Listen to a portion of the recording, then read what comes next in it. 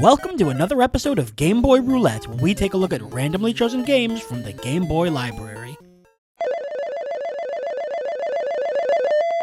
Tecmo Bowl. Oh good, more football. Football just keeps coming up on Game Boy Roulette. Tecmo Bowl, Bo Jackson's Hit and Run, Madden 96, NFL Blitz, NFL Football, NFL Quarterback Club, and at least 3 more lurking somewhere in the wings. And I don't even like football, but I guess that's just what happens when you have a system as popular as the Game Boy. The Game Boy, along with the Game Boy Color, was the 3rd best-selling game console of all time, just barely beating out the PS4. So it makes sense why we see so many games that are similar to each other, or at least have similar genres. Every single company wanted a piece of the action, hoping to grab the title of best whatever game on the handheld. So why wouldn't we end up with what feels like 500 million football games? Okay, rant aside, Tecmo Bowl was a port of an incredibly popular NES game, which itself was a port of an incredibly popular arcade game. Several things made Tecmo Bowl stand out above the rest. The use of licensed NFL players, a first in gaming, surprisingly good graphics for the time, with in-depth gameplay, and of course, the legend himself, Bo Jackson,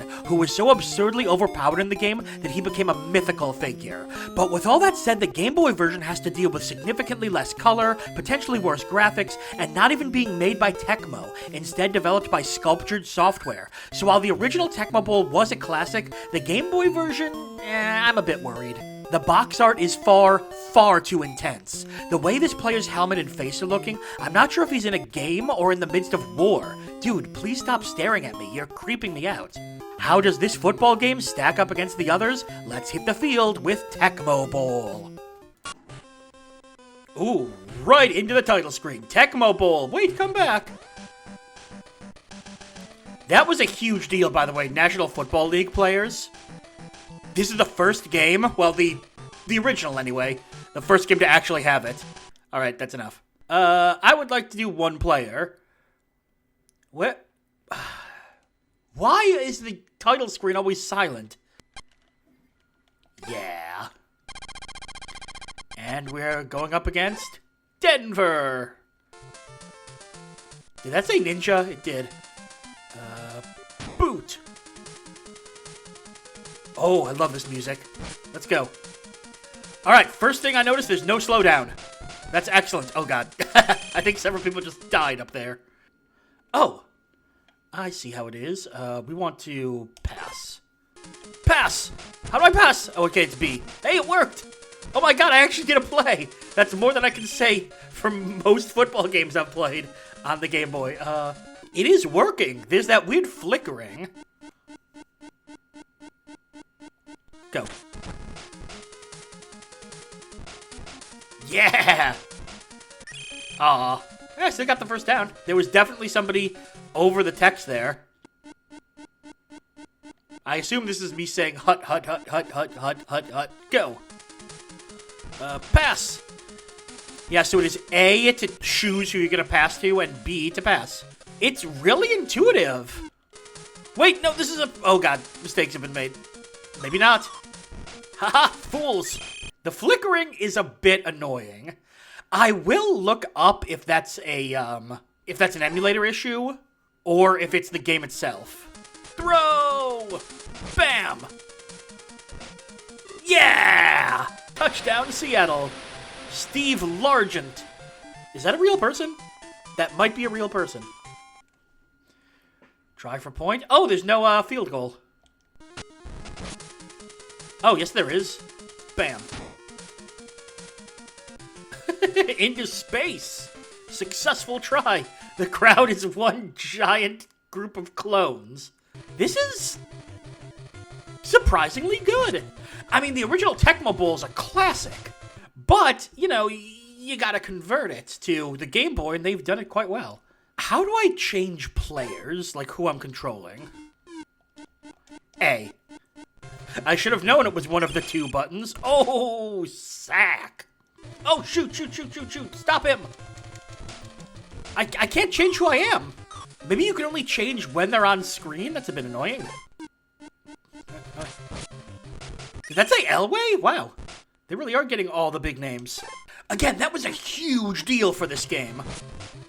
For all the Tecmo Bowl games. It's like, oh my god, they actually have real football players. we missed the tackles. Oh, man. Look, he ran so hard he went in front of the field goal. Oh, no! No! No! No! Mike, no! Damn it. I will say there's not a ton of depth to the game at this point.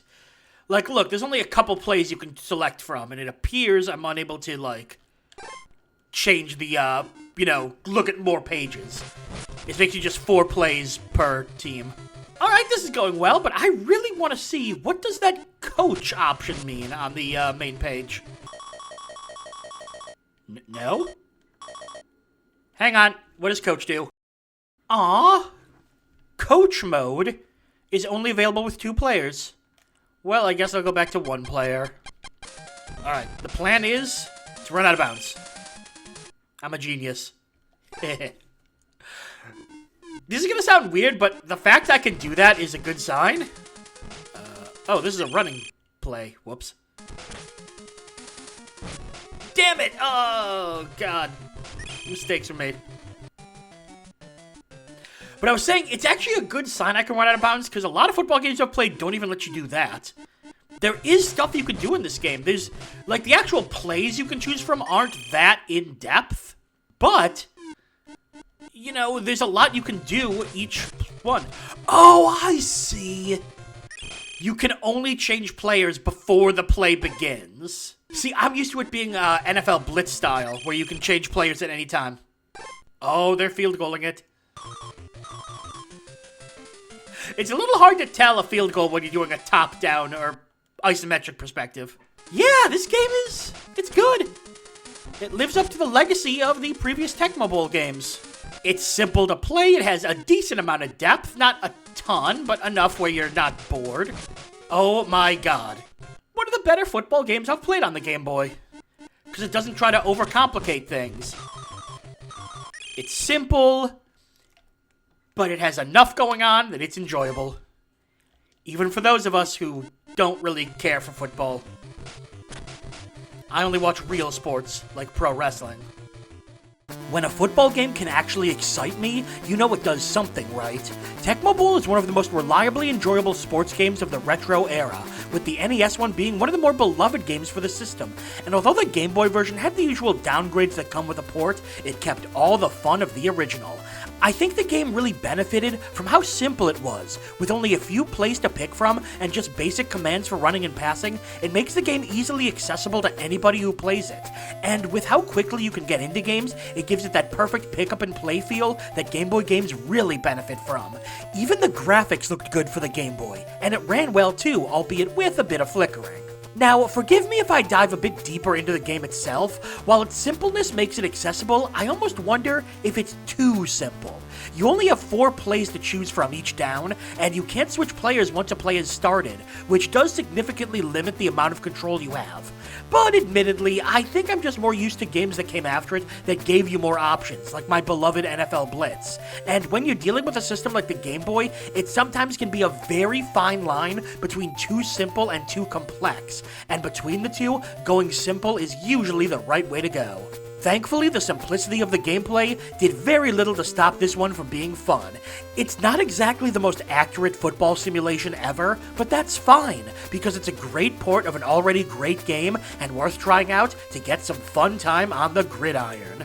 Now, how about we take a little break from football games for a bit? Say, I don't know, a year? And that's all for another episode of Game Boy Roulette. Make sure to like the video, comment, and subscribe to follow the series as we continue to dig through the Game Boy vault. I'm Brian J, and I'll see you next time.